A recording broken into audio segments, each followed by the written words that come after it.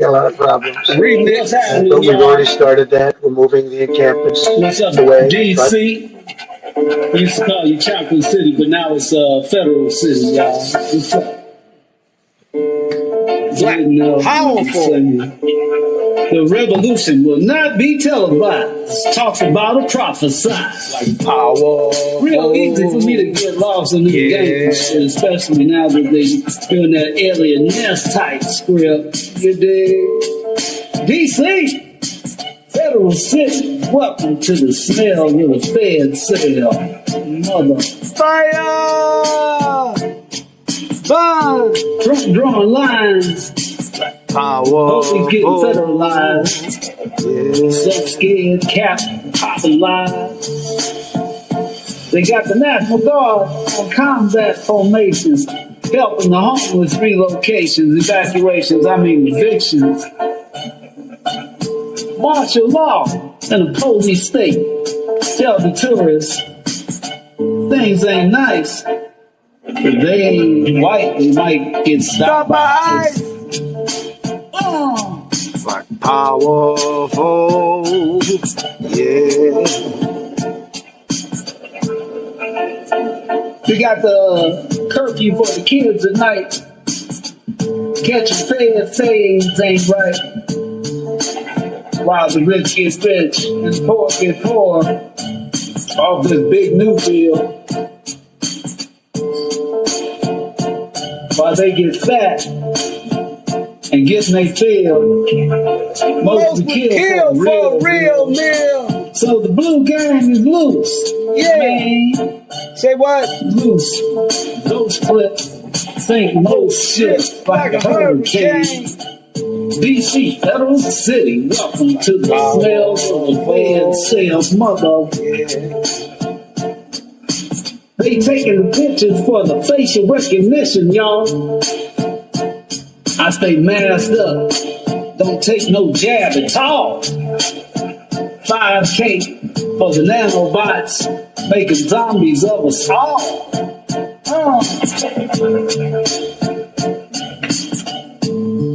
Not us, we ain't having it.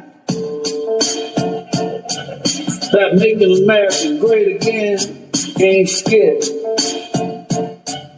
They making America great again, and that's it. While the dark ops running down on the streets. So you know what it is, man. DC. DC, Federal City, welcome to the smell of the Fed cell, mother. Fire! Lightning here. To open up your eyes, my dear. Say what? Remix. Keep it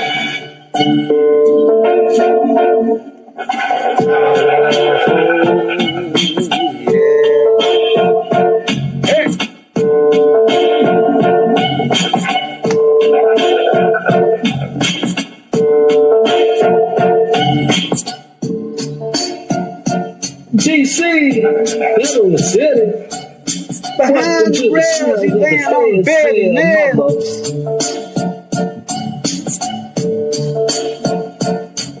The real revolution will not be televised. Talked about a process.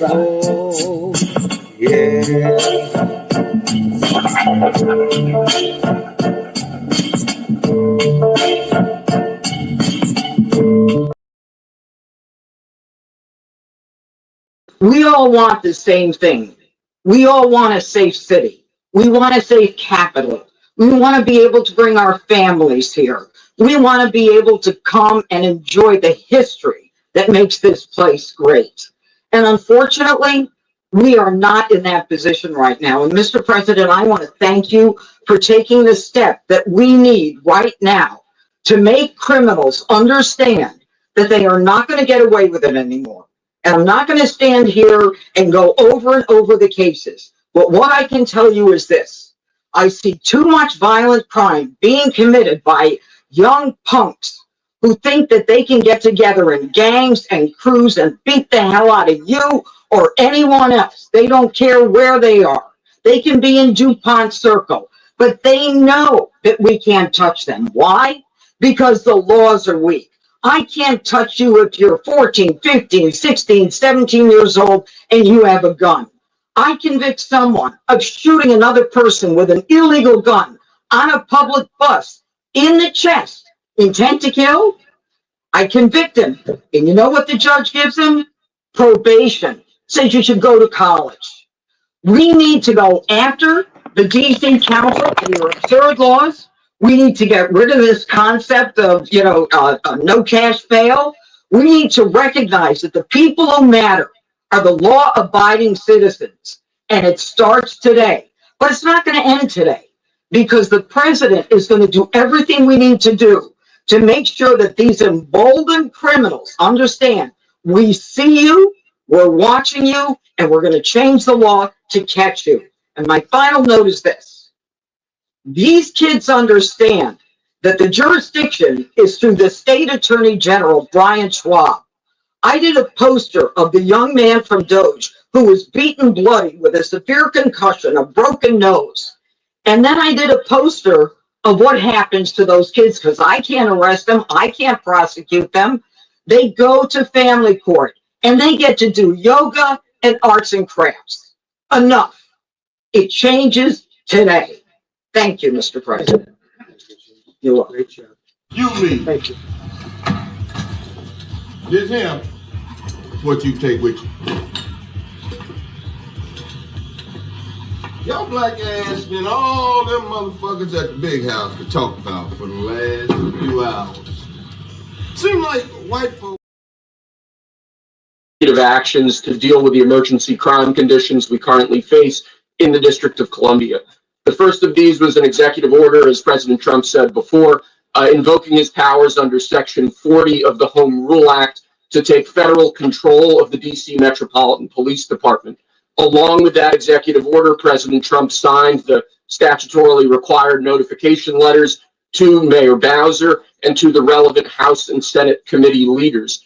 The second major executive action that President Trump signed was a presidential memorandum directing the Secretary of Defense to utilize the National Guard to address the conditions we see on our streets here in DC. It also authorized the Secretary of Defense to work with state governors to utilize their National Guard units if necessary as well. These are the only fantasy advice that you need customizes to every format, including auction, dynasty, and best ball. Part of an administration that's finally coming to terms with these issues, sir. Thank you very much. Sir. Thank you. So, just to conclude, Washington, D.C. should be one of the safest, cleanest, most beautiful places anywhere in the world. It was years ago. We had one problem that was a pretty big problem. The radical left got out of control and they started trying to rip down statues. And I said, let's go pass a law real fast. We're going to do it real fast, but we were blocked by the Democrats who do not want safety. Nobody gets it. I don't get it. They don't get it because they can't get votes. I don't know how they can win an election with this, but they don't want safety. And I found an old statute, very old, early 1900s, that said if you so much as touch or even think about destroying a statue or a monument in Washington, D.C., you go to jail for 10 years with no probation, no anything. In other words, slightly different than we have today. Today we have cashless bail. There you get jailed 10 years. No curtailed sentence, 10 years. And we took it out. Nobody used it. It was never used because, it was harsh. And you remember they started to rip down the statue of Abraham Lincoln. I said, that's a tough one to rip down. He was pretty good, man. I think he was pretty good. When the ropes started going around Abraham Lincoln to pull him down, Andrew Jackson, others, and they were heading to the Jefferson Memorial, Thomas Jefferson. I'm going to do a big number there. I said, it's time. And I signed that statute immediately. We had it updated. We made it use the same language, all passed by Congress. And I announced it's 10 years in jail, no probation, no anything, 10 years, no curtail sentence if you touch so much as touch a statue in Washington, D.C. And it was an amazing sight, beautiful sight. Everybody just left.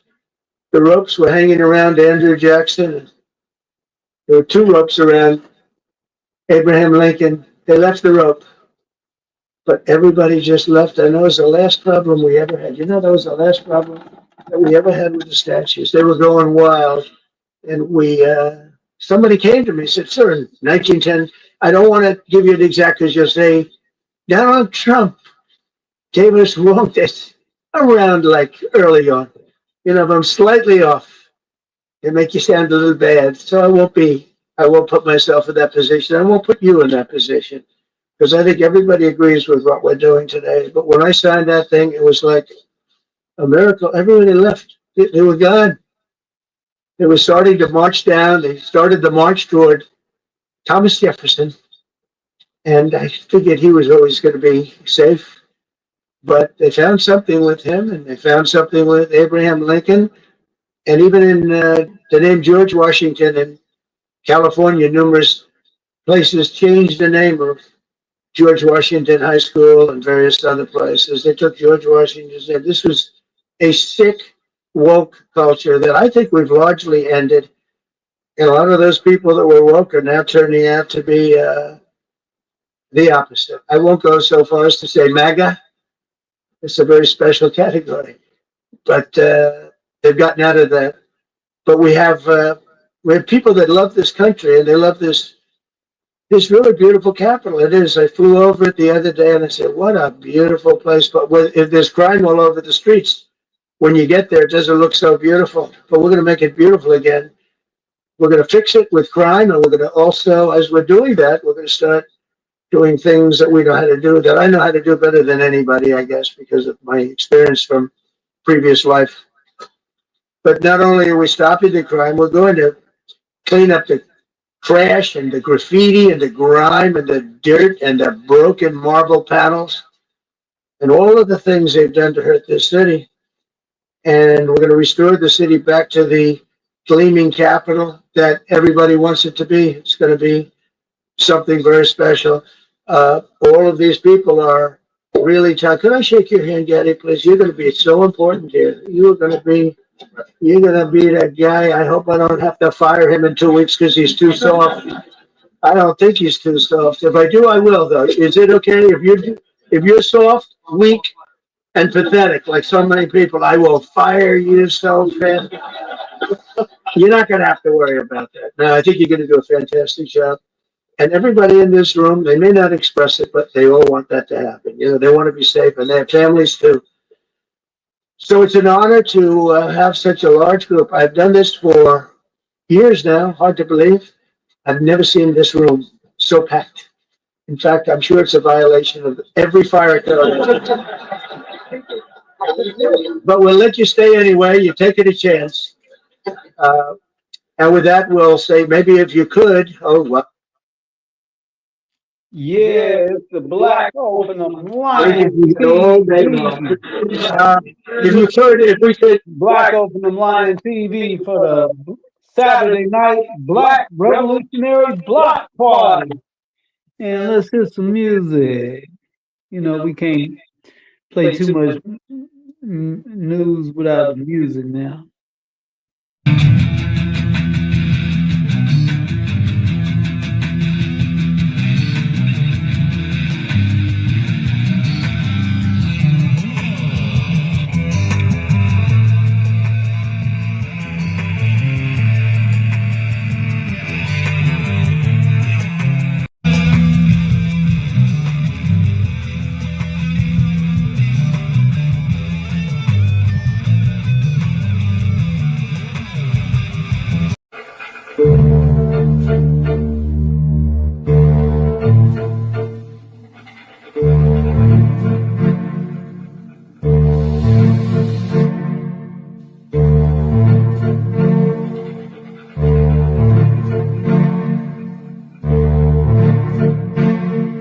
Saturday, August 30th, 2025. Yours truly, the Black Openum Lion TV for the Black Revolutionary block party.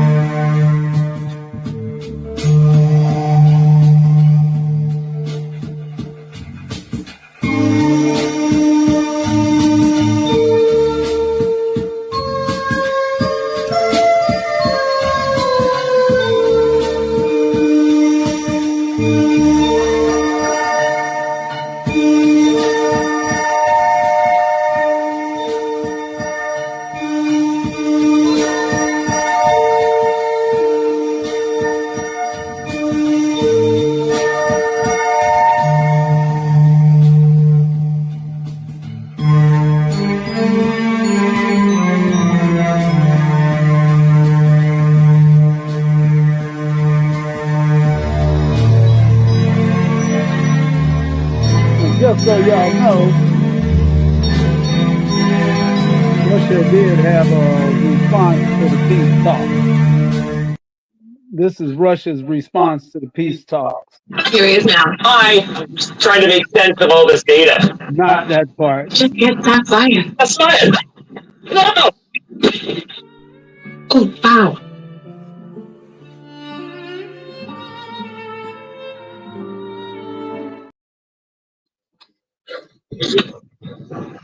Russia attacks Ukraine.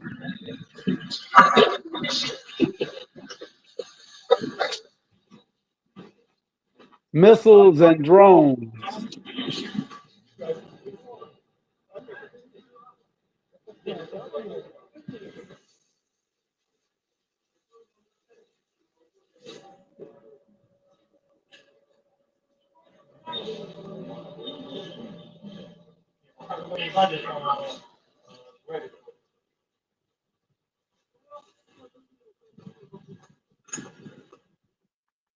So that's what Russia thinks about the peace talks, y'all.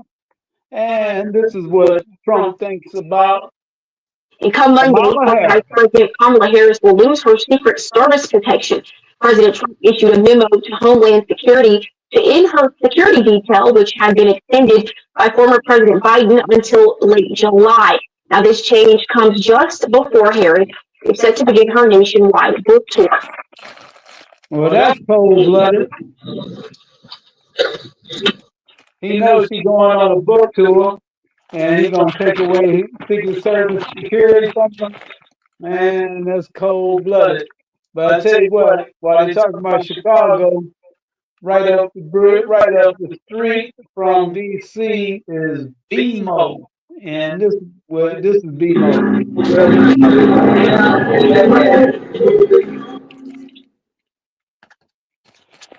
So that might be where they might need some help.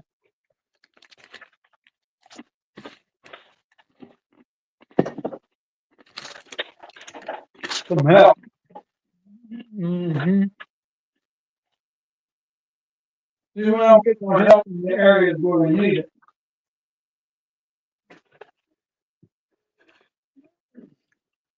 Send the help around the national monument.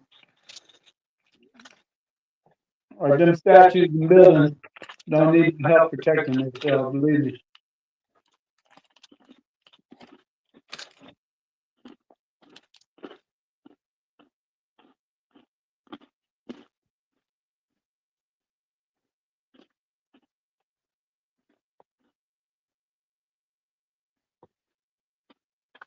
So before they do it to us,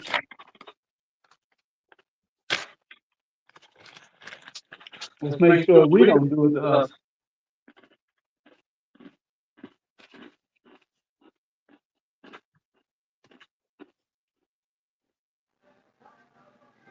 Peace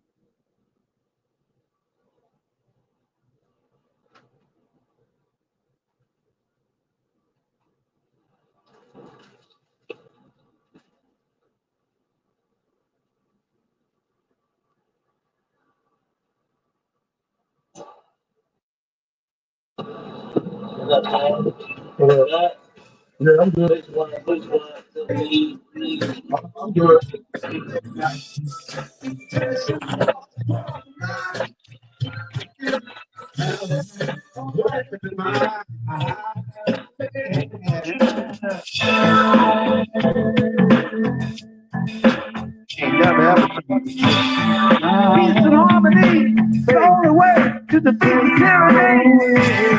Thank God for everything. The enemy, yes, everything. Never, ever, ever. Myself, got your right to demonstrate. Fake news. Bring the love and overcome. Blood money won't make for the show to break. Fake just to keep you here.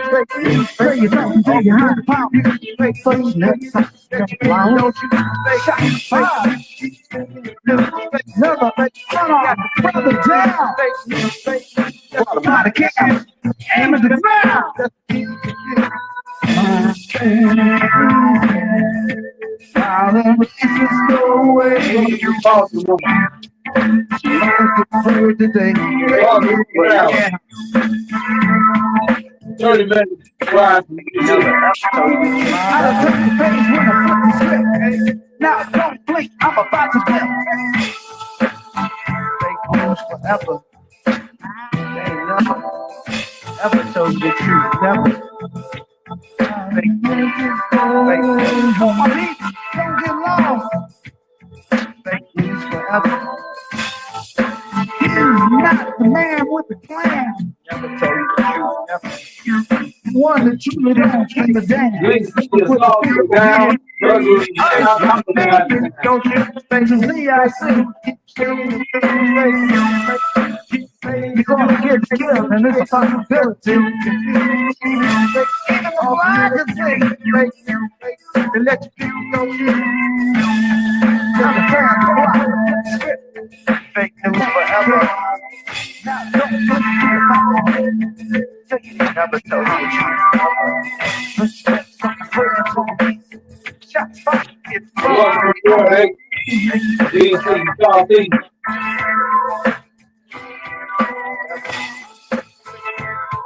never ever.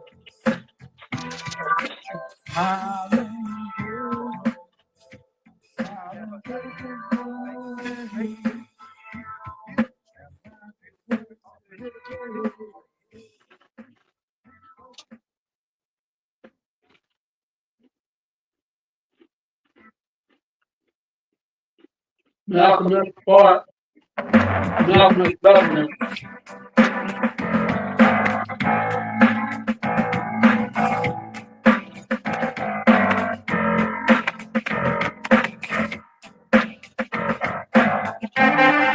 Shooter got my hands up.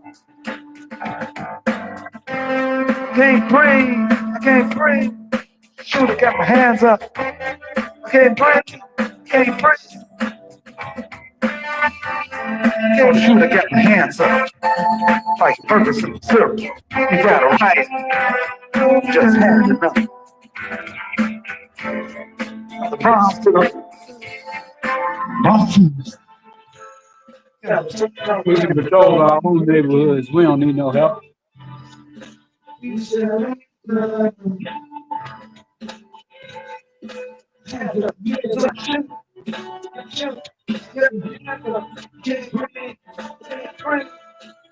They only come after the fact anyway. Or chasing forward motorcycles for no reason.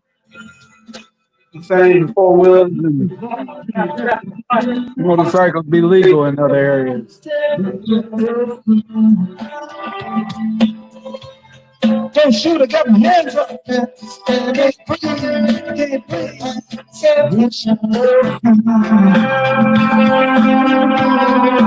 Stay on the strong survive. Stand up for ourselves. Soon as we stand up, they be taking our lives, killing us and darkness. Stand up when we will stop for ourselves. Will we all be fathers? Will we all be fathers? We got to stand up for ourselves. Just like Jimmy Fallon, to make you look to the other side in the wrong direction. I got to stand up, Mr. Silence, for ourselves. Destruction. Meanwhile, others and blind in the law, for ourselves. That nonsense. Instead of the truth, like promising, got to stand up for ourselves. You preach about a minute.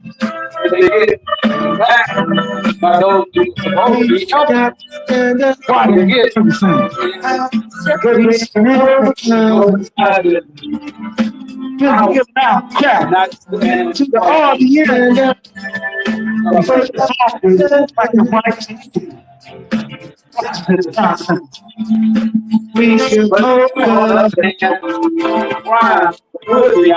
shoot, I got your hands up. Can't breathe, can't breathe. Can't breathe, I can't breathe. Don't shoot, I got my hands up. Can't breathe, can't breathe. Can't breathe, can't breathe. Take it over from people. We shall overcome. We shall overcome. Can't breathe. We shall overcome. Can't breathe. Can't breathe. Shoot, got my hands up. Can't breathe. Can't breathe. Don't shoot, I got my hands up. I can't breathe, I can't breathe. Don't shoot, I got my hands up. I can't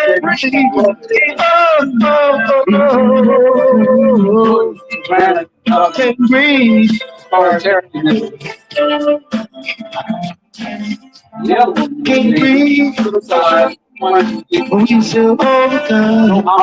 We shall overcome. We must overcome. We got overcome. We gonna overcome. Wearing white sheets of a different kind. Shows and the show ain't mine. Don't shoot, I got my hands. Yeah, got to look out. For I said you overcome.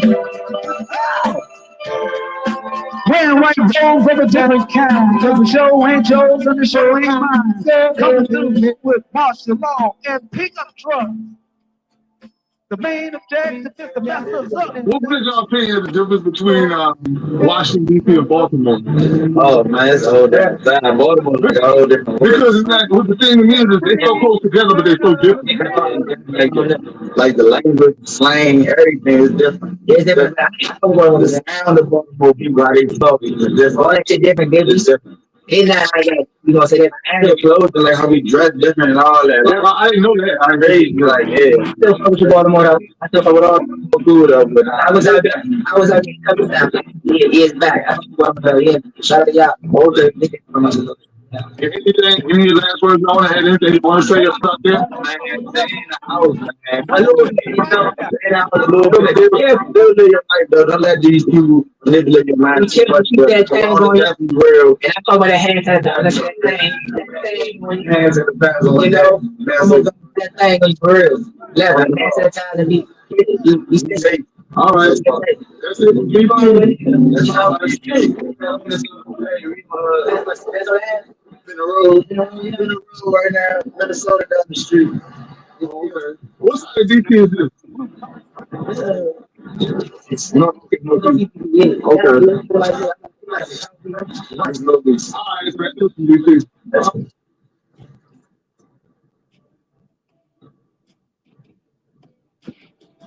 I didn't flinch when you fled. I just took a moment to reflect on which foot to send you to sleep with. I throw both, done with it.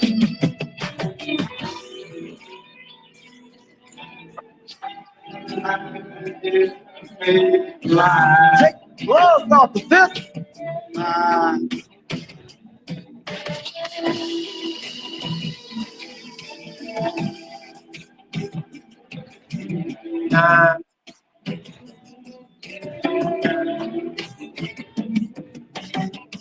Hey, nigga like me, you can't intimidate. I slap just be your cellmate.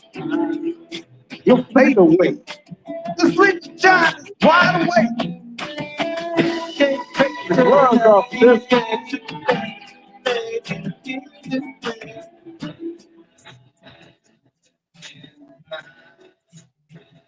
You're black. Open them lion. TV. Oh yeah. I'll take y'all to a ride to the building, you know.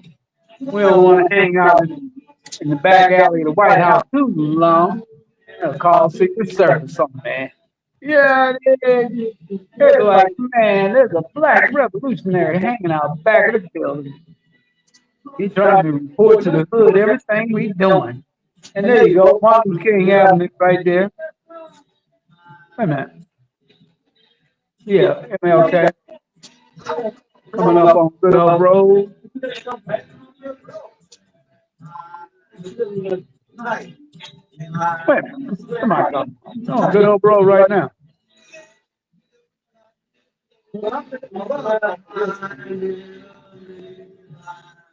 Looks like coming up on W Street. Wait a minute. That's the same liquor store? Yeah, the same liquor store we did a lot of protesting right there.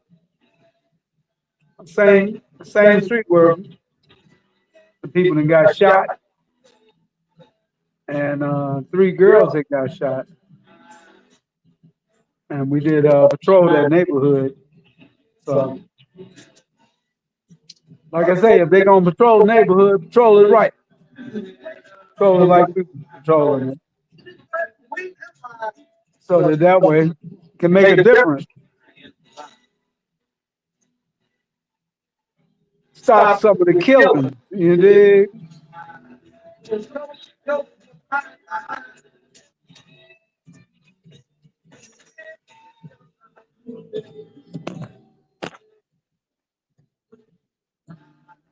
Question to ask.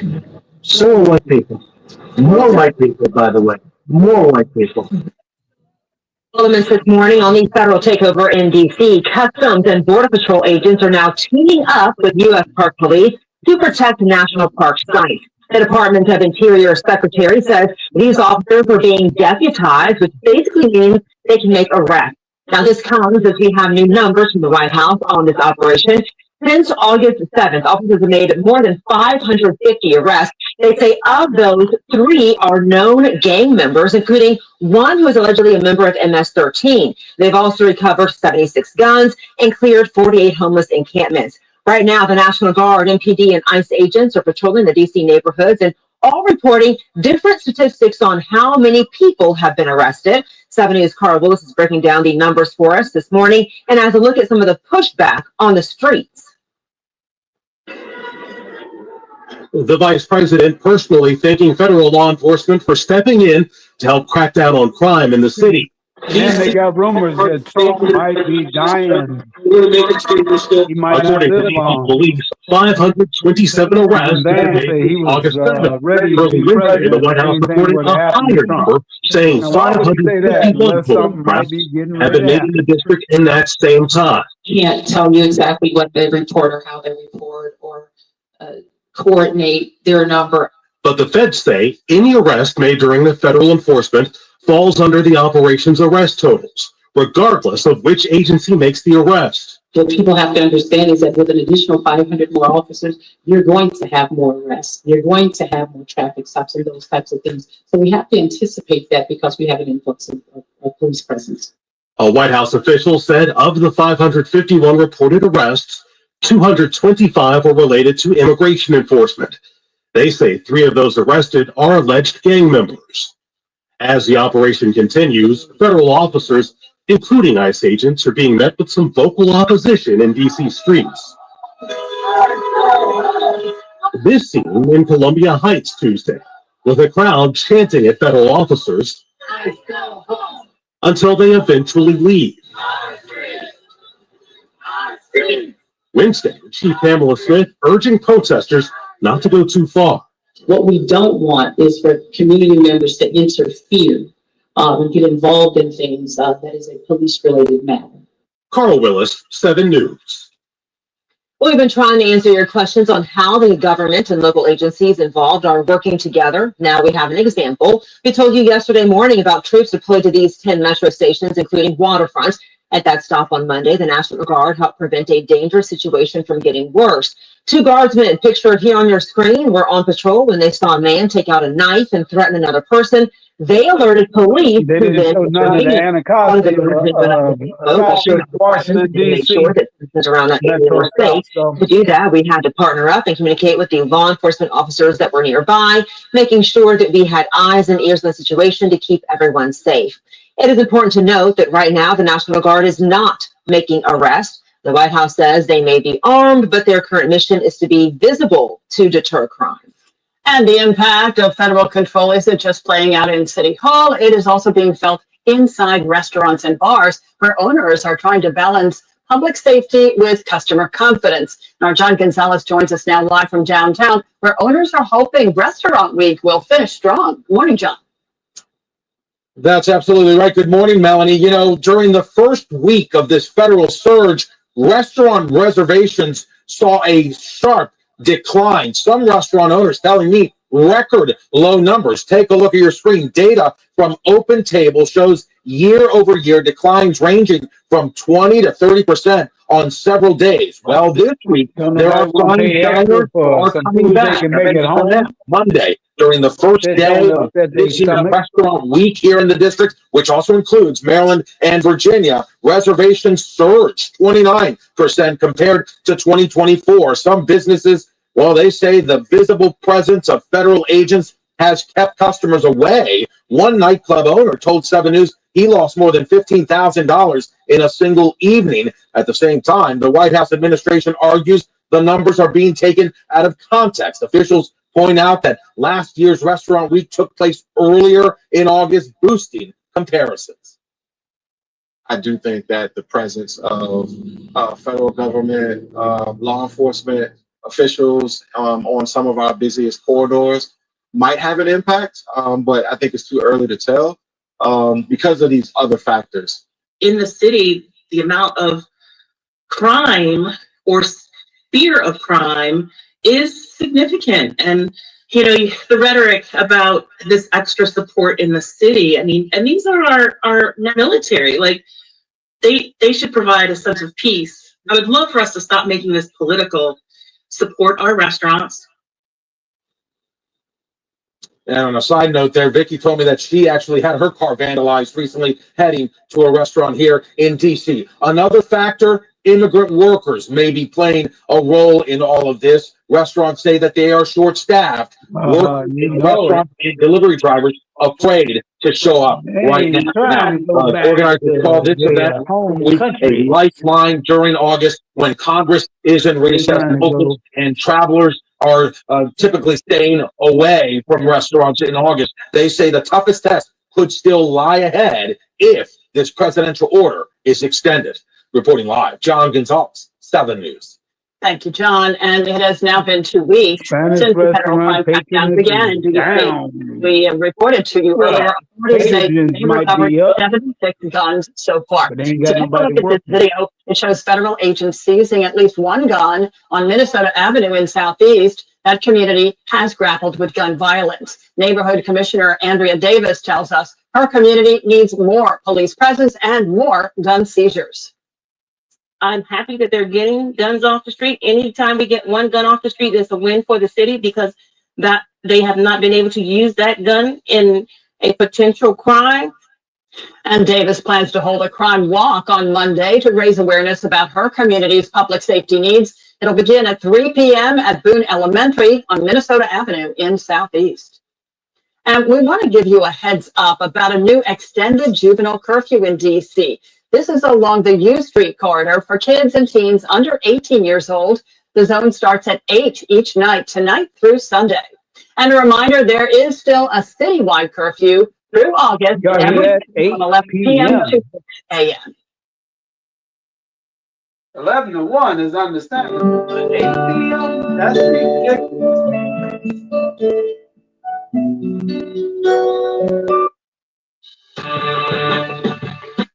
I guess they want the lights out after certain time, huh, y'all?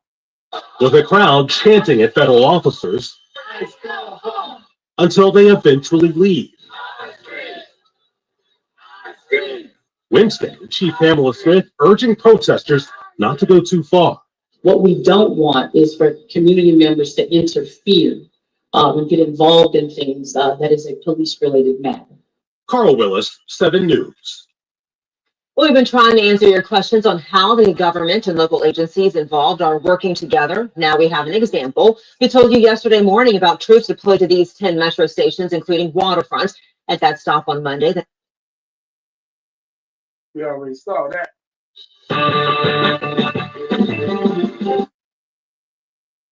And that includes our nation's capital, which is a horrible killing field. Right now, it's a rat-infested, graffiti-infested, and we're going to take it away from the mayor. Any president in history cussing like that. Beautiful.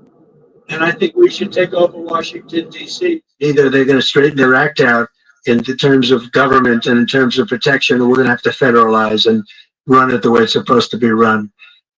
It is certainly something he keeps coming back to. Look, getting rid of home rule, the congressional act that allows DC to govern itself with the mayor and council, is just that. It's an act of Congress. So when Congress gets back to DC next month, Congress could undo home rule. It would take 60 votes in the Senate and require the help of Democrats because of the filibuster. So that may be unlikely.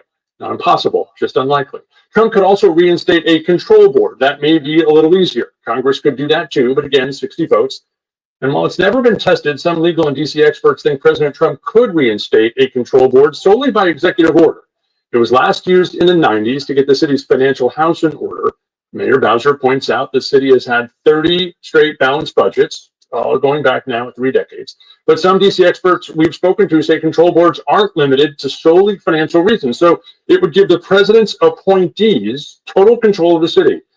It would probably be tested in the courts right away, right? We saw that happen last week, but these days it does seem President Trump willing to test his luck. And is there a reason why he wants to take it that far? Like bring in a control board once again, after what the mayor has pointed out in terms of not just crime statistics, but balancing the budget? Yeah, look, I think it is a great question as to why he wants total control of the city, because once you have the city, it's all his, right? Sanitation, parks and rec, the streets, the schools, that's a lot to manage. Oh, while you're the most powerful person in the world. So it's unclear exactly why he wants to take it over, but it is clear that this crime issue has taken control of his thinking on DC. Clearly, the mayor hates the word takeover too, right? He sure does. But I mean, isn't Trump saying, like, at the same time that it's working? Like, look, since we brought their troops here, look, the crime is down, so it's working. And yes. Try to get it to so look, really confusing. So since the takeover began, right on August 11th, DC crime statistics show that reported crime in DC is down. Violent crime, property crime, all crime, it's down. It's down compared to the 10 days before. It's down since the same period last year. Objectively, crime is down in DC since this started. And yet he keeps coming back to this anger over crime stats and the mayor saying that this was a safe city before.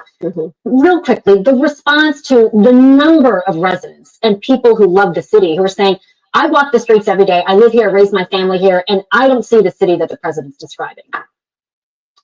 And I think ultimately it doesn't matter. There's one guy who's making this decision, at least for now, and this afternoon in the Oval Office, he said if he wants to continue this emergency with or without Congress, he will do it. All right. Ted Oberg, thanks so much for providing us with that context today.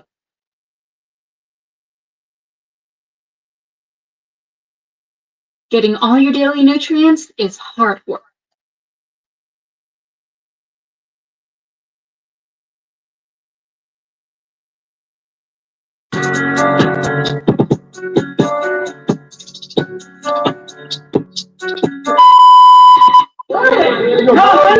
The ball now. You wanted to talk to me something? My ball.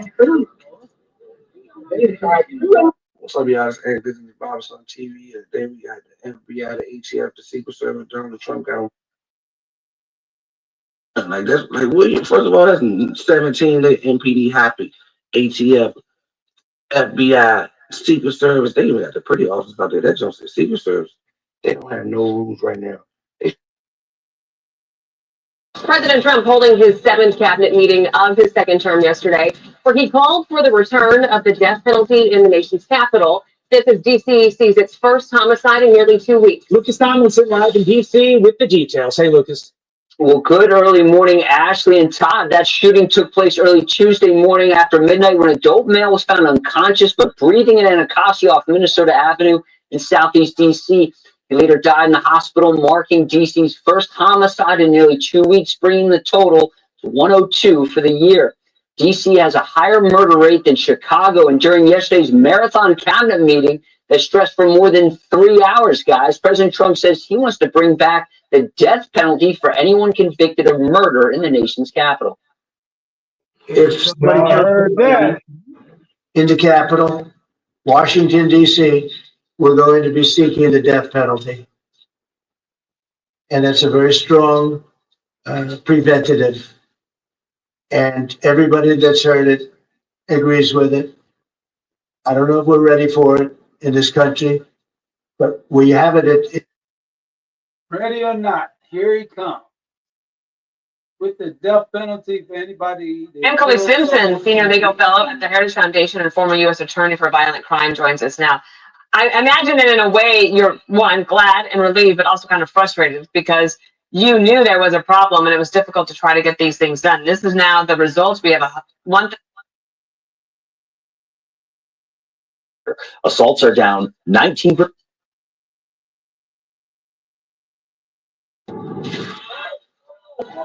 Up the road, another moment of community tension. Well, 15 minutes or so since we filmed that last raid, we've moved a few blocks away and you can see the commotion here. Locals very upset because this vehicle, inside it are some of the ICE officials, the police officers who are doing the detaining. And clearly, for the locals, they do not want them there. The whistles are a new community tactic to alert people that ICE agents are in the area. It's a couple of weeks now since President Trump outlined from the White House his plan for Washington. Going to take our capital back. We're taking it back. In massive enforcement operations targeting known gangs, drug dealers, and criminal networks to get them the hell off the street, maybe get them out of the country, because a lot of them came into our country illegally. They shouldn't have been allowed in. They come from Venezuela. They come from all over the world. We're going to get them the hell out. They won't be here long. And this is the intentionally visual part of it all. The National Guard at the sites and on the streets.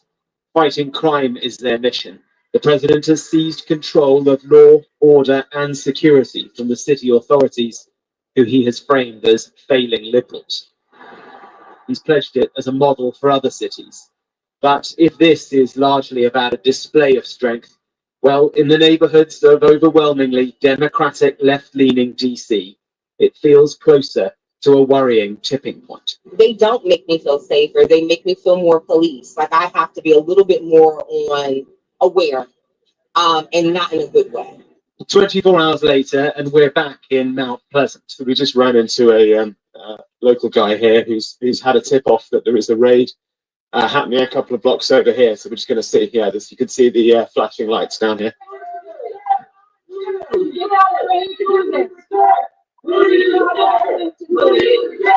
The officers are at the entrance to an apartment block. They appear to be from various agencies and the city police too, who are now also under the authority of President Trump. This time, they are heavily armed. How are you feeling now? I'm sick. This is not this country. It's not what we're about. We're a quiet community, great neighbors. It's unbelievable we've come to this. Unbelievable. You tell us who you're looking for. What's the job you're up to here? Are these immigration raids? On this occasion, no one is arrested, and they are in the end literally shouted out of the street.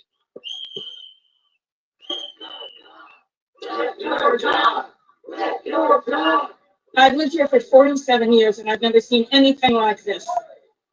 They are occupying the city and our neighborhoods. They are brutalizing people.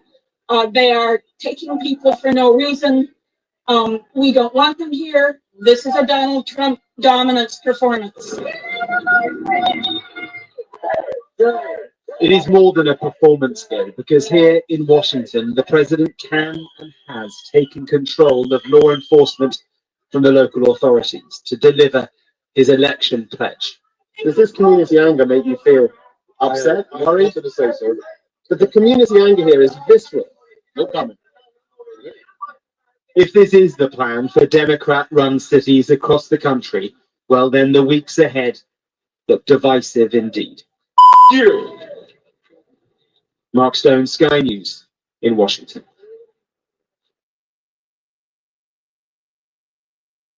They must stop giving conservatives this free gold Trump survivor coin.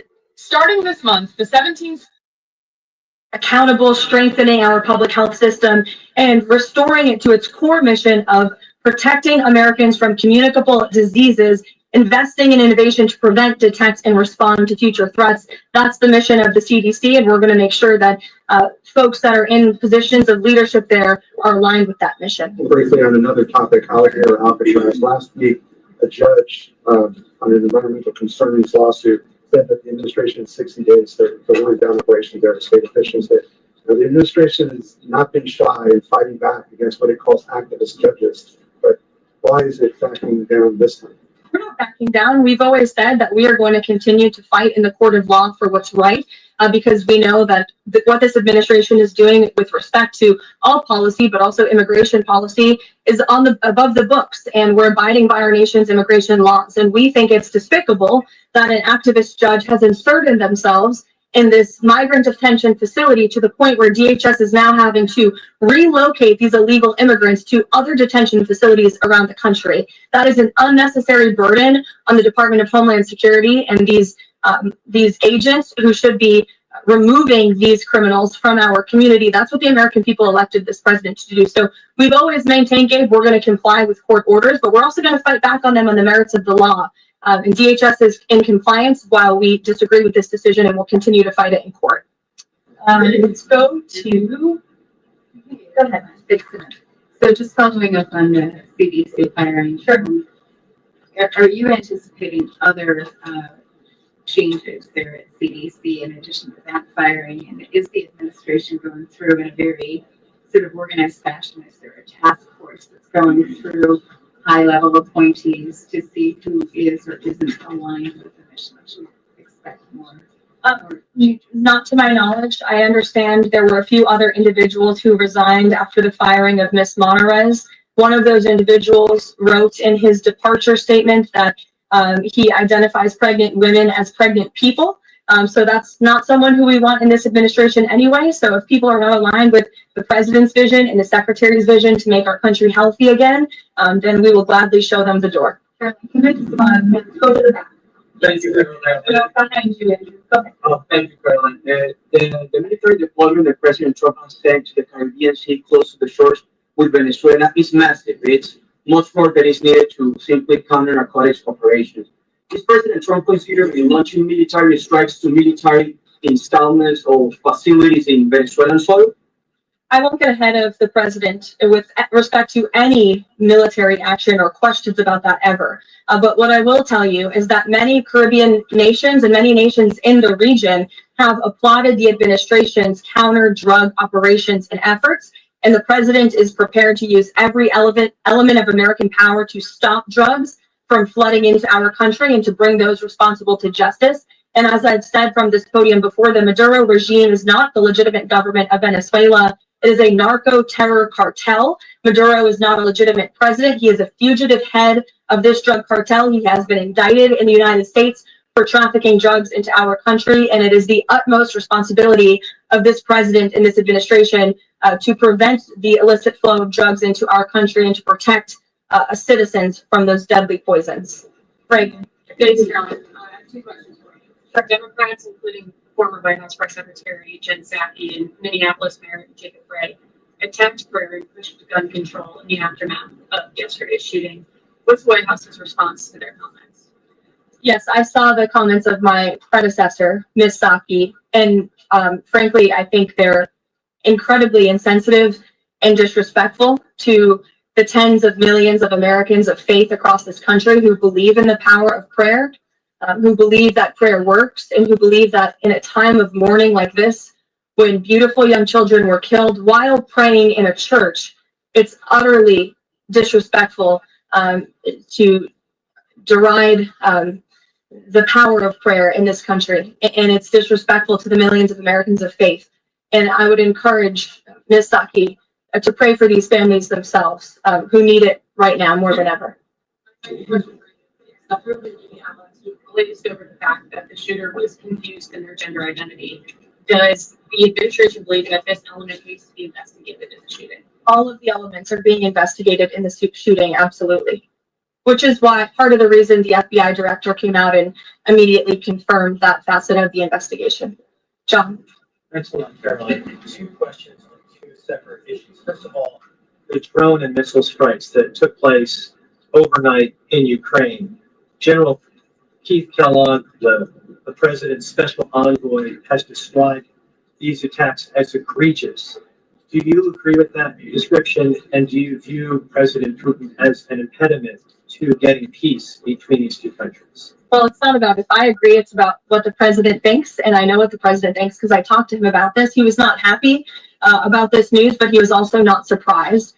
These are two countries that have been at war for a very long time. Russia launched this attack on Kyiv, and likewise, Ukraine recently dealt a blow to Russia's oil refineries. They have taken out, as a matter of fact, 20% of Russia's oil refinery capacity over the course of their attacks throughout the month of August. So the president is continuing to watch this intently, and this killing, unfortunately, will continue as long as the war continues, which is why the president wants it to end. And that's why he's worked harder than anyone to end this war, which would have never started if he were president. But perhaps both sides of this war are not ready to end it themselves. The president wants it to end, but the leaders of these two countries need it to end and want it to end, must want it to end as well. And I think the president will make some additional statements on this later. My second question has to do with, I just had one more, if I may. It has to do with the president's intention to remove Lisa Cook as a member of the Federal Reserve Board. He is going or acting upon allegations that have been made by Trump administration official Bill Pulte. These are just allegations. She hasn't been convicted yet of any crime. Is the administration opposed to allowing Ms. Cook to have due process to challenge what has been alleged against her? I believe she is challenging it. I believe she just filed a lawsuit today, and Mr. Pulte has deferred those allegations over to the Department of Justice to investigate them. What I will say is that you had these mortgage receipts very clearly shown to the president, and he has the cause that he needs to fire this individual. He laid it out in a letter that he provided to her and to the public as well. And so we'll continue to fight this battle. Carrie. So the president just announced that he wants to have a convention for the midterms next year. The GNC has countered that they too want to have a convention right before the midterms as well. What's the White House's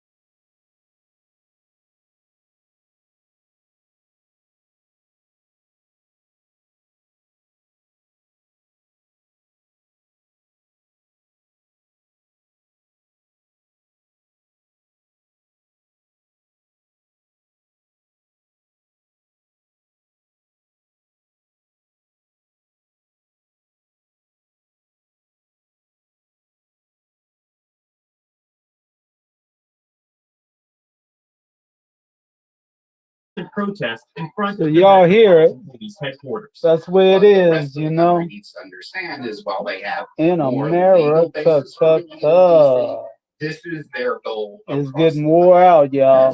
This Alexandria By the time they Virginia native finish who asked us not riding down on the hood, not to use her name we also won't joined want the no help.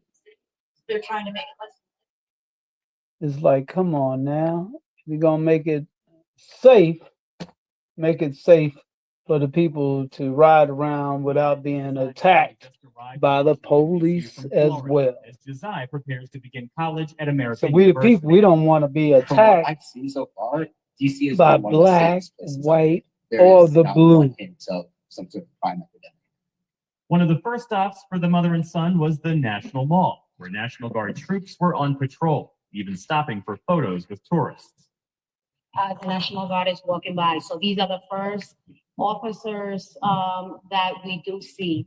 I was expecting them to be all over the place, and I guess little by little they are coming through everywhere. To me, it's extremely sad because this is not what this country was founded on. Although the president declared a crime emergency in Washington earlier this year, the Justice Department reported that violent crime in D.C. had hit a 30-year low. And many residents went about life as usual over the weekend, including Jeff Menzer, who we met at a local farmer's market. I generally feel safe. I go out at night. Fortunately, I do live in a neighborhood that is relatively safe. It actually has an ongoing police presence because it's on Capitol Hill, but random. Of course, Capitol Hill. But a major reason cited by the Trump administration for placing the city under federal control was to target juvenile crime in the nation's capital. Hell, Capitol Hill, they didn't need no teen carjackers got caught extra police in traffic. Which soared in where all the Washington police during at the in the pandemic first place. as well as around the country. It has since fallen to levels seen in other cities, but then came a highly publicized attack on a Trump administration official by a group of teenagers earlier this month. I see too much violent crime being committed by young punks who think that they can get together in gangs and crews and beat the hell out of you or anyone else. Shajib Udallah and his wife own this convenience store at Heckinger Mall in Northeast DC, an area long plagued by high crime. Their store was recently robbed and vandalized by dozens of teenagers, and Udallah says DC police needs more help. It's like more than 30 kids robbing us, and they show up like more than 30 minutes later. They're grabbing That's when I peanuts don't and think so. They are candy they might and be busy for someone snacks, else. though. So it's not. I don't think so. It's not. They're not robbing them for the cash They say they register. welcome the federal takeover, but at least so far, they say they haven't seen an increase in security in this neighborhood. Uh-huh. Of course, they're going to be over there. Why? Because it's close to the White House or Capitol or something. Yeah. They need to have it more in the D.C. area where they know the crime is. Not far from their store, Abdullah Salim runs this boxing gym in the Trinidad neighborhood where he mentors local teens. We need order in our city. If you don't have no order, you ain't got no city. He hasn't seen an increased presence in his neighborhood either, but he says he supports what the president is doing. I've been seeing a lot of atrocity, a lot of murders, a lot of innocent children, a lot of innocent babies, and there's nothing done about it. With no reason. While much of the effort so far appears to have focused on areas closer to the White House, federal agents have shown up in some high crime areas of the city, but some residents aren't happy about it. They started pulling up, just instantly hopped out, started wrestling, pulling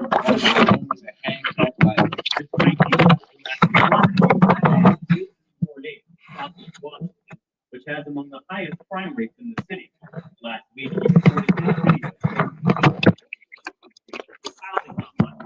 he says he and his friends were simply hanging out late into the evening.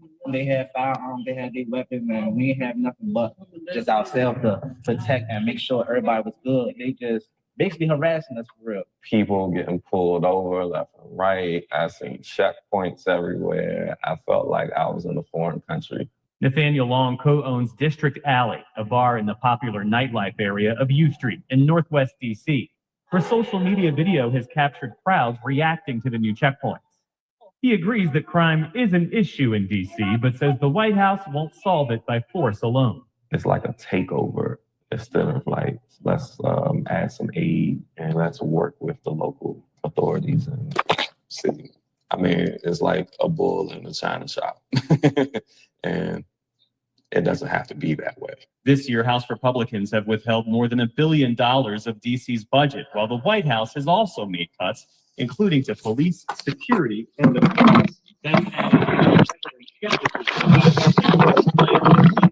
They told us they was coming every day. So that's basically what I'm expecting for them to come every day. Problem is the threat is always going to be there. This administration, this president has a pretty short attention span. They will not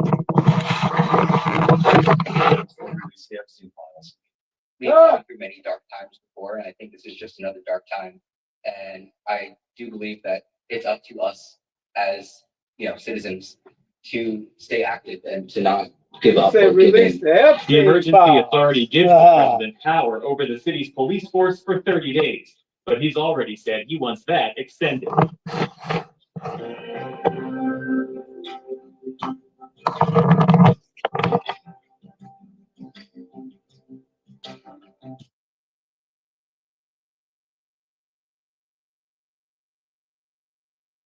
So what do y'all think? Send it up to Baltimore? Here's a question for you. Do you know where the title of your home is? I bet you don't. We don't. Let's go back to BMO real quick.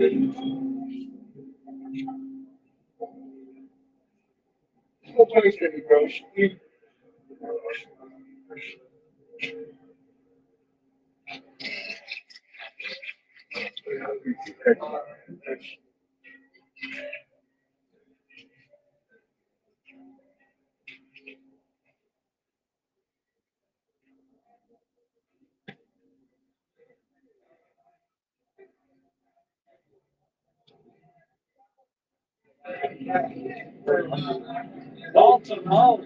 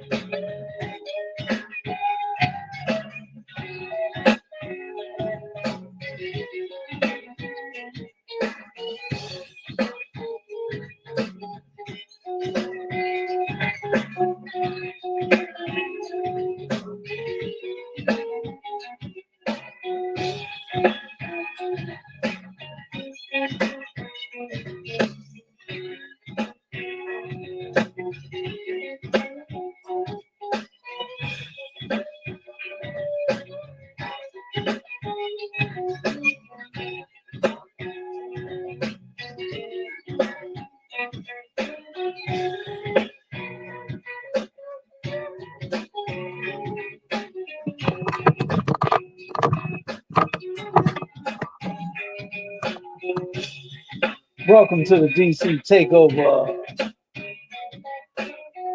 Coming to a hood near you real soon.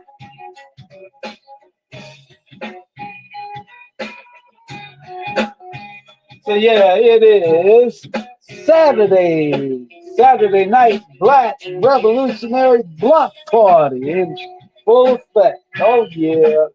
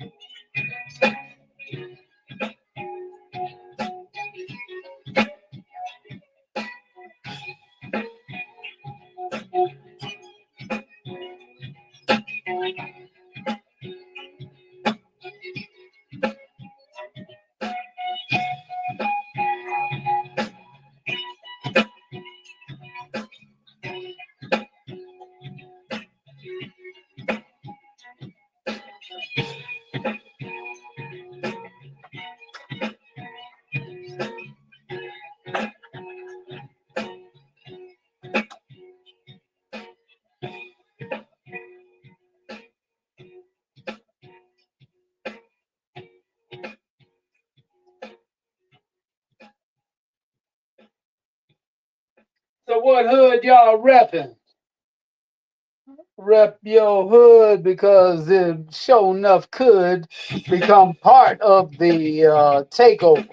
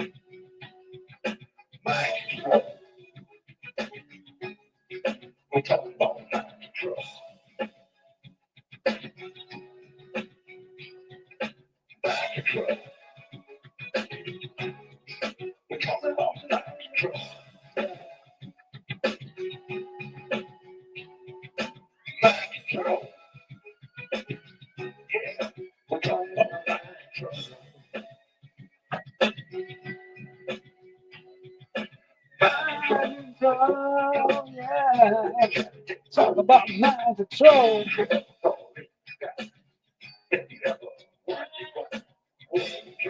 La, la, la.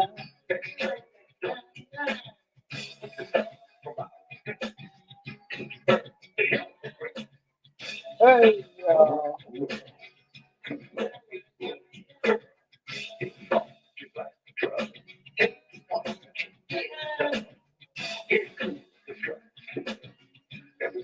right there on Broadway, down there in Baltimore,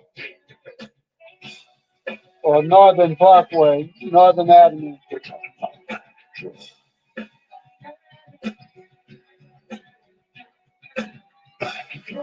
Hey.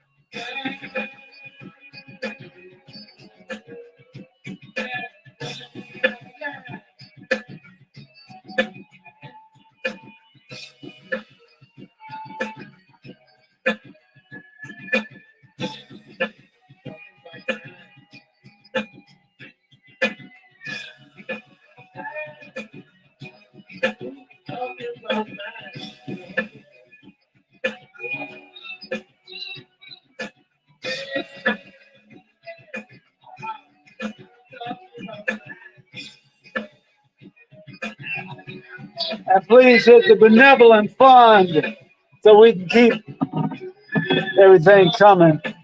And also, we got to step up our game, of course.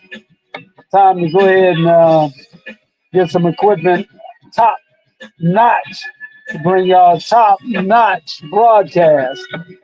So hit the benevolent fund $ Black Ophinum #1. But we the only one. Yeah. Black powerful.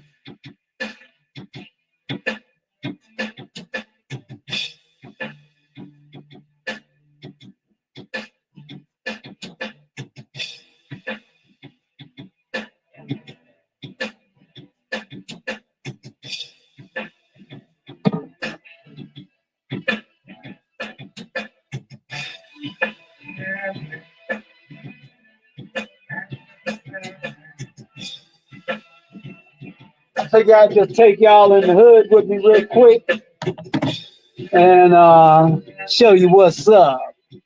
The before and after effect, so to speak. So we'll see what it looked like a month from now. We'll see what it looked like a year from now. See what the crime statistics, do they fluctuate for 30 days and go back to abnormal? or is just fluctuation going to be the new norm? We will see. That's for sure. But if it stops from somebody from getting abused or unalived out there, then hey, it's all good.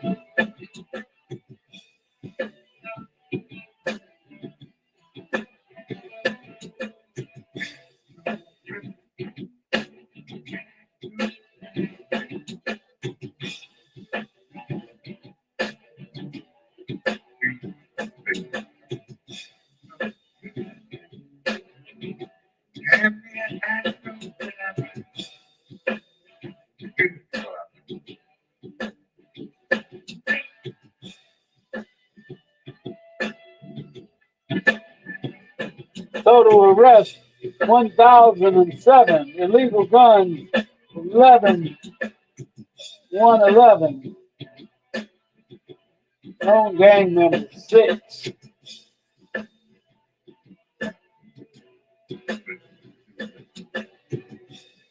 Let's go back to the head.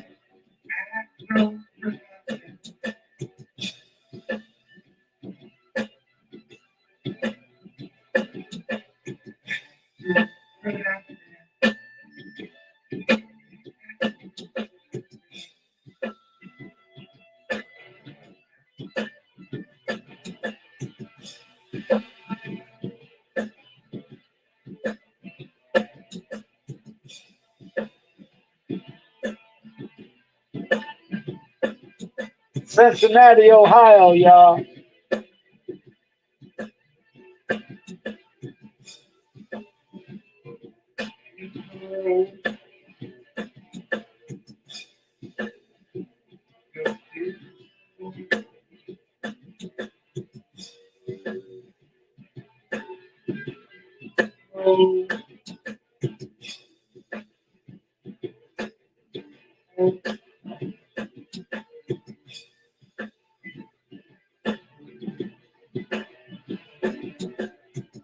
Look like anarchy out there, y'all. In the days type thing, you know. Damn near look surreal. If I didn't know better, I think we was in a real assimilation.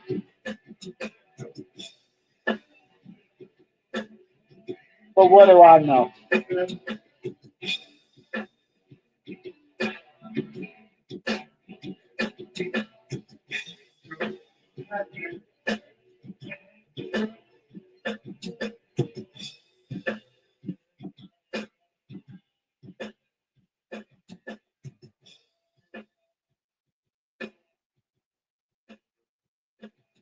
So this is what it looks like. Huh. Oh, what fun it is to ride in a beat up Chevrolet, huh?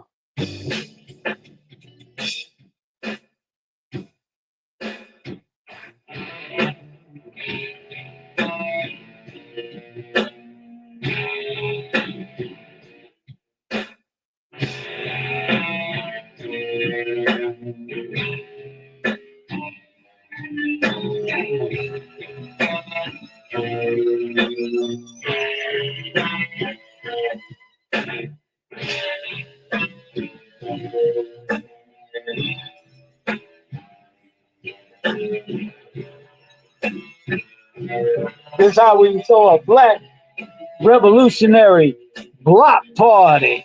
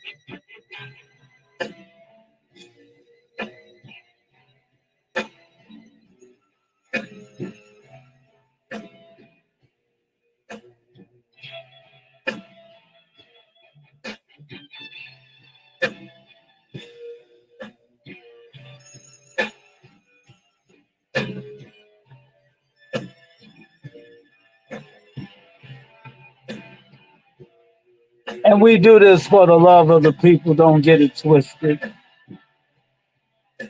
Black power, way of life, y'all. Black powerful. All power to the people.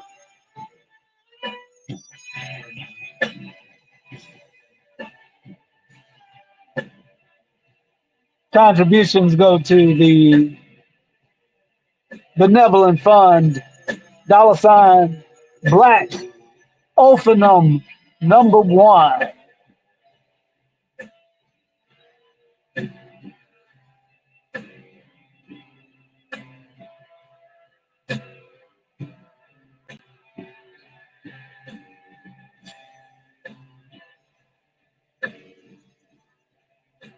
Nobody gonna bring y'all the funk like us. See, we gonna bring y'all that black revolutionary funk. Oh yeah. Cause like George Clinton say, funk not only moves, but it removes, you dig?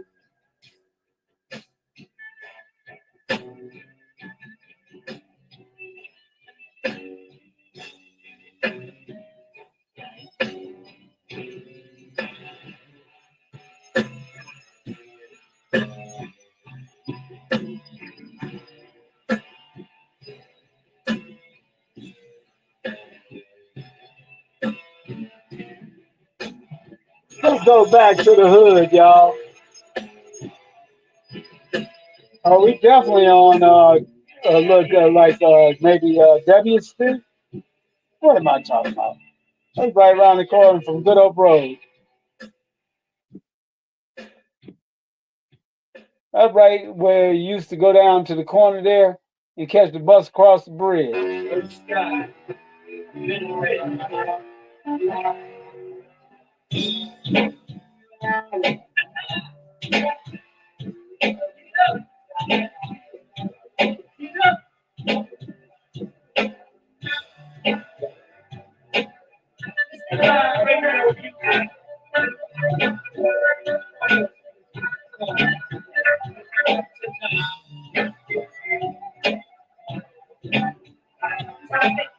I'm gonna tell you like this: Southeast ain't as bad as BMO.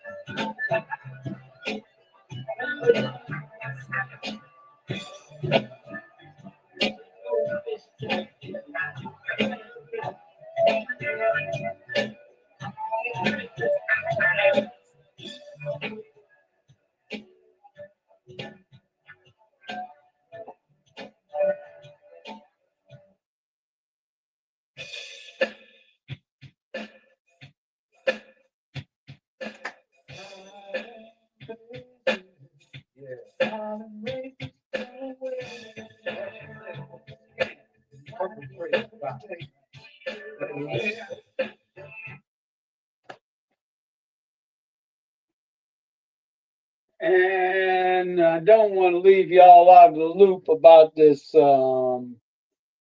whatever this is heading towards Earth, whether it be alien mothership, the Anunnaki, or a piece of flying space doo-doo, what it look like. But yeah, no.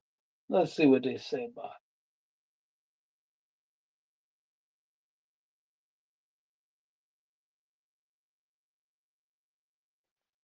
Look like a space rock to me. I don't know. Our understanding of how planetary systems form throughout the galaxy. Think about it. Until recently, the only planetary system we could study up close was our own. Everything we know about planet formation, asteroid composition, and cometary behavior came from objects that formed around our sun. Now, with 3 I/ATLAS, Trump didn't make things we have hot a genuine enough, piece of another star system. I might have to worry about wars, rumors of wars, and aliens from outer space. Backyard. It's like being able to pick up and examine a rock from Mars without having to send a rover there. An opportunity to study material that formed under completely different conditions than those in our early solar system. What makes this opportunity even more valuable is that 3 I/ATLAS appears to be much larger than our previous interstellar visitors. 3I Its Atlas. size means we can get better observations, more detailed spectra, and potentially even determine its composition with greater accuracy than was possible with Oumuamua or Borisov. If 3 I/ATLAS is indeed a comet, as some early observations suggest, it offers us a chance to compare its ice, dust, and gas content with comets from our own system. Are the same chemicals present? Are they in similar proportions? The answers could tell us if the ingredients for life as we know it are common throughout the galaxy or unique to our corner of space. Another exciting aspect is that we're catching this object relatively early in its journey through our system. Unlike Oumuamua, which was already on its way out when discovered, we'll have months to study 3 I/ATLAS as it approaches the sun, reaches perihelion, and then departs. This gives astronomers time to coordinate observations using different telescopes and instruments around the world and in space. The timing couldn't be better from a technological standpoint either. When Oumuamua passed through in 2017, the James Webb Space Telescope wasn't yet launched. Now, with Webb fully operational, along with other advanced observatories, we have unprecedented capabilities to study this interstellar visitor in detail. Perhaps most importantly, each new interstellar object we discover helps us answer a fundamental question. How common are these visitors? Before Oumuamua, some scientists estimated we might see an interstellar object once every few decades. That look like Now, space rock with to 3 me. confirmed in less than a decade, those estimates are being dramatically revised. It seems likely that interstellar objects pass through our solar system much more frequently than we thought, perhaps multiple times per year, with most going undetected because they're too small or too distant from Earth. If interstellar objects are indeed common, it suggests that planetary systems throughout the galaxy routinely eject material into interstellar space. This in turn tells us something about how planetary systems evolve and interact with each other across vast distances and time scales. Unanswered questions. Despite all our advanced technology and brilliant scientists, 3I/ATLAS guards many secrets that leave astronomers scratching their heads. One of the biggest mysteries is its exact nature. Is it a comet, an asteroid, or something we don't have a category for yet? Early observations show hints of cometary activity, a faint fuzzy appearance that suggests gas and dust might be escaping from its surface as it's warmed by the sun, but it doesn't yet have the dramatic tail we associate with comets. Some astronomers think it might be what they call a pristine comet, one that has never passed close to a star before and still has its original ice intact. Then there's the puzzle of its unusual brightness. As Harvard astronomer Avi Loeb pointed out, 3I/ATLAS is reflecting more light than expected. If it has a dark surface like most asteroids, it would need to be enormous, around 12 miles across, to appear this bright. But if its surface is highly reflective, it might be much smaller. Determining its actual size and reflectivity is proving challenging even with our best telescopes. Another mystery is its rotation. Most space objects spin as they travel, but measuring the rotation rate of 3I/ATLAS has been difficult. Some observations suggest it might be tumbling chaotically rather than spinning smoothly on a single axis. If true, this could indicate that it experienced some violent event in its past, perhaps a collision with another object or a close encounter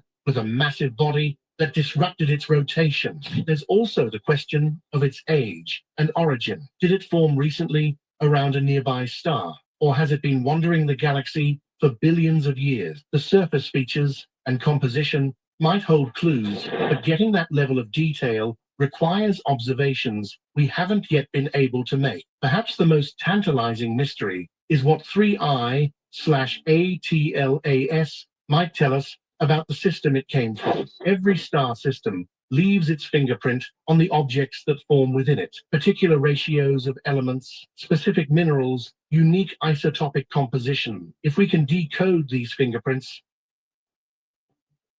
we might learn about a planetary system we can never visit directly. Some astronomers are also watching carefully for any signs of non-gravitational acceleration as 3I/ATLAS travels through our system. Oumuamua showed such acceleration, which sparked considerable debate. If 3I/ATLAS also accelerates in ways that can't be explained by gravity alone, it would suggest that this might be a common feature of interstellar objects, rather than something unique to Oumuamua. These mysteries make 3I/ATLAS more than just another object to catalog. It's a cosmic puzzle box, with each new observation potentially unlocking another clue about its nature and history. And with several months of observation ahead before it leaves our solar system for good, astronomers are hoping to solve at least some of these puzzles before saying goodbye to our interstellar visitor, the alien question. When talking about objects from beyond our solar system, there's always the tantalizing question that captures public imagination. Could it be artificial? Could we be observing something made by intelligent beings from another star system? This question isn't just science fiction speculation. Harvard astronomer Avi Loeb, one of the most respected astrophysicists in the world, has been vocal about considering this possibility, especially after the puzzling observations of Oumuamua in 2017. Loeb famously suggested that Oumuamua might have been an alien light sail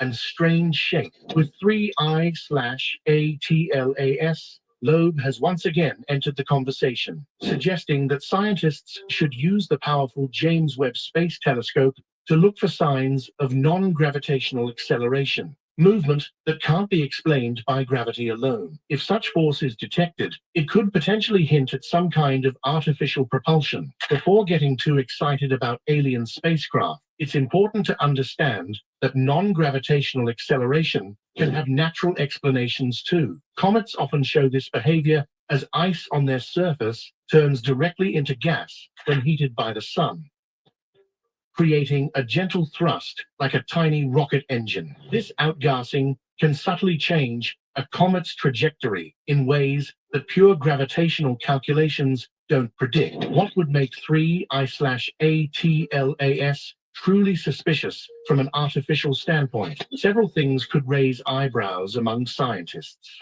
If it changes direction in ways that defy physics, if it emits radio signals or shows other signs of technology, or if its composition includes elements or isotopes in combinations that can't form naturally, these would all be red flags that something unusual is going on. Another thing astronomers are watching for is whether 3I/ATLAS maintains a constant brightness or shows regular patterns in its light reflection. Natural objects tend to be irregular in shape, creating variable brightness as they rotate. A more consistent brightness could suggest a more regular, potentially artificial shape. Considering artificial origins is scientifically valid, the history of astronomy teaches us that natural explanations usually win out. When pulsars were first discovered in the 1960s, their incredibly regular radio pulses led some scientists to briefly consider them as potential alien beacons. We now know they're rapidly rotating neutron stars, exotic but entirely natural objects. Still, the possibility, however remote, that we might be observing technology from another civilization is part of what makes these interstellar objects so captivating to both scientists and the public. It forces us to consider the ultimate question: are we alone in the universe? Even if 3I/ATLAS turns out to be a perfectly natural comet or asteroid, the very act of investigating all possibilities, including artificial origins, advances our scientific understanding. As Carl Sagan famously noted, extraordinary claims require extraordinary evidence. While most astronomers consider it highly unlikely that 3I/ATLAS is artificial, they'll certainly be looking for any extraordinary evidence that might suggest otherwise as it makes its journey through our solar system. Observing the visitor. How exactly do you study a dark object potentially smaller than a city, moving at 152,000 miles per hour, billions of miles away? It takes some serious technological firepower, and fortunately, we have more of that now than ever before. Right now, astronomers around the world are pointing every available telescope at 3I/ATLAS, creating a global effort to understand this visitor before it leaves our neighborhood forever. Ground-based observatories from Hawaii to Chile to South Africa are tracking its movement, measuring its brightness, and analyzing the faint light it reflects for clues about its composition. But the real game changers are our space-based observatories. The James Webb Space Telescope, with its massive 21.3-foot mirror and incredible infrared sensitivity, is perfectly suited. Like 3I/ATLAS, Webb can detect heat signatures and identify specific chemicals and minerals on the object's surface. Astronomers have already secured valuable observation time on Webb to study this interstellar visitor in detail. Hubble, despite being older technology, still provides invaluable data too. Its ultraviolet capabilities complement Webb's infrared strengths, giving astronomers a more complete picture across different wavelengths of light. Together, these space telescopes can reveal details about 3I/ATLAS that would be impossible to see from Earth's surface. Beyond just looking at it, astronomers are also listening. Radio telescopes, like the Very Large Array in New Mexico and the Allen Telescope Array in California, are monitoring for any unusual radio emissions. While no one seriously expects to pick up alien broadcasts, these observations can help determine if the object is giving off any radio waves as it interacts with the solar wind, the stream of particles constantly flowing from the sun. As 3I/ATLAS gets closer to the sun, we'll see it more clearly. Its brightness will increase, and if it is indeed a comet, we might see a more pronounced tail develop. This would give scientists even more material to study, as the tail contains particles and gases released from the object itself. Dawn of a new era. The discovery of 3I/ATLAS marks what many astronomers believe is the beginning of a new era in our understanding of interstellar objects. For all of human history, until 2017, we had never confirmed a single visitor from beyond our solar system. Now we've found 3 in less than a decade. This isn't just coincidence. It's the result of technological advancement. Our ability to detect these cosmic travelers has improved dramatically in recent years. Automated sky surveys, more powerful telescopes, and sophisticated software that can identify unusual movement patterns have all contributed to this revolution. What we're seeing now isn't necessarily a sudden increase in interstellar visitors. Rather, we're finally developing the eyes to see what was always there. The Vera Rubin Observatory, when it begins operations, will take this capability to an entirely new level. Its enormous camera will photograph the entire visible sky every few nights, creating a movie of the cosmos that will make it much easier to spot moving objects. Astronomers predict it might discover several interstellar objects every year, perhaps dozens. This growing catalogue of interstellar visitors will allow scientists to answer questions they could only guess at before. Are most interstellar objects comets, asteroids, or something else entirely? Do they typically come from the inner or outer regions of their home systems? How often are planetary systems ejecting material into interstellar space? The answers will reshape our understanding of how planetary systems form and evolve. There's also growing interest in the possibility of sending a spacecraft to intercept an interstellar object. While 3I/ATLAS was discovered too late for us to launch such a mission, several space agencies and private companies are developing concepts for rapid response spacecraft that could be launched on short notice if another interstellar object is detected early enough. Beyond the pure science, these discoveries are changing how we think about our place in the cosmos. Each interstellar object is a physical connection to another star system, tangible evidence that the space between stars isn't empty, but is crisscrossed by material ejected from other worlds. In a very real sense, our solar system isn't isolated, but is part of a larger galactic ecosystem where material from one star system can eventually become part of another. Thanks for watching another episode. While you are still here, make sure to... Well, y'all heard it right here. The Black Open Lion TV. Of how planetary systems form throughout the galaxy. Think about it. Until Trump's DC takeover and AI was this that intergalactic whatever that is, Atlas heading this way. And let's see if I can play a little bit of this on the way out. Play.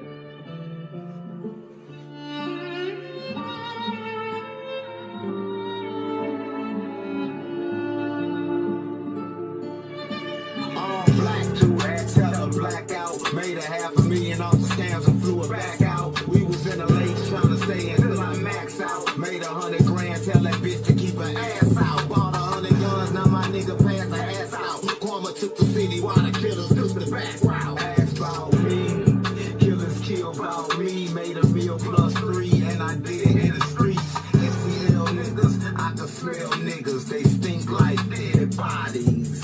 I hit them like John Gotti. Illuminati. Yeah. We Illuminati. We Illuminati. Yeah.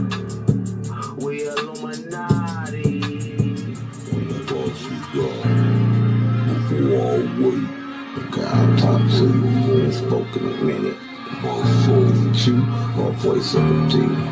God talk to you. We ain't spoke in a minute, but when we speak, is it you or voice of a demon? I close my eyes, screaming, souls burning alive. Tell me what is the meaning? It's like I'm living or die. The prison stuck in my mind, and it playing with wine. Remind me all the time what a blind can see. But never mind, the world gon' see. Look around, nobody found. I'm running from me. I'm running from me. I'm running from me. It's hard to figure out the real from the fake. Need the food and the plate, but I move with a snake and he creeping in the dark. Gotta listen to your heart. We was all born smart, but we drifted apart. Like Moses did the Red Sea, the Dead Sea, everything vividly. I'm running from me.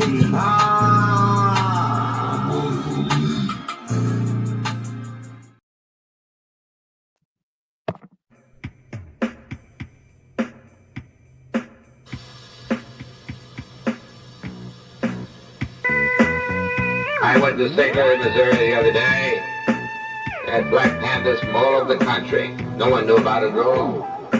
They had machine guns, recoilless rifles, grease guns, Lugers, 25 of them, all armed. And the chief policeman here at the airport when I arrived, they were there, right there at the steps. He said he was violating the law. Yeah, we're violating the law. He said, we're tired of our white and black leaders, Jackie and Martin and Bobby being killed. We're going to protect this man right here. They didn't arrest one of them. Because they said if you arrest one, then someone's going to die. Because we are ready to kill. Like all means, black dignity. Just as surely as you're proud to be white, we're proud to be black. Black is beautiful, baby. It's pretty.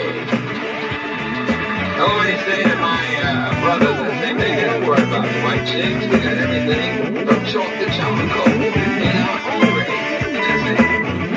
Black is beautiful. Black power means dignity. Means we're gonna walk side by side with you, or through you. We're gonna be with dignity and integrity.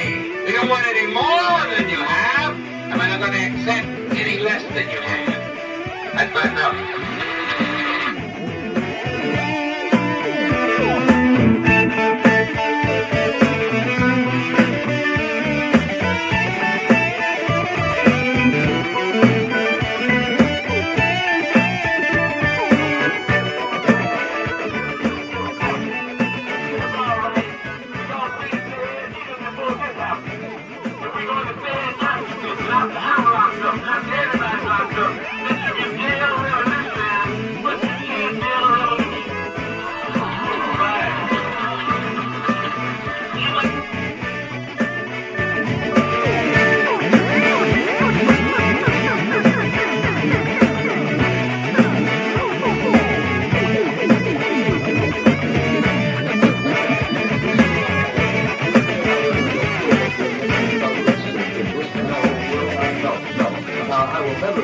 Progress is being made.